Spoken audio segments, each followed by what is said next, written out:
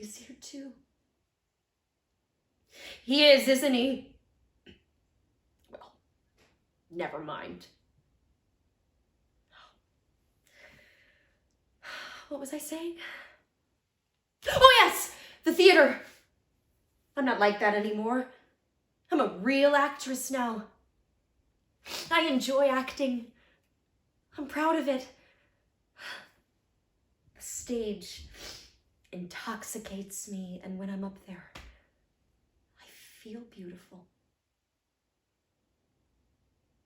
And these days, being back here, walking for hours on end, thinking and thinking,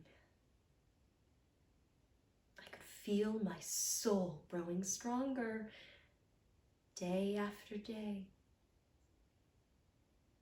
And now I know, Kostya, I understand that in our business, acting, writing, it makes no difference.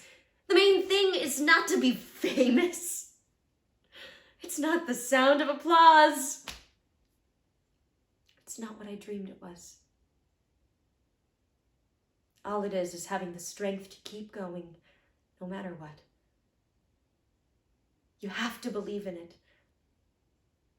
I believe, and it helps.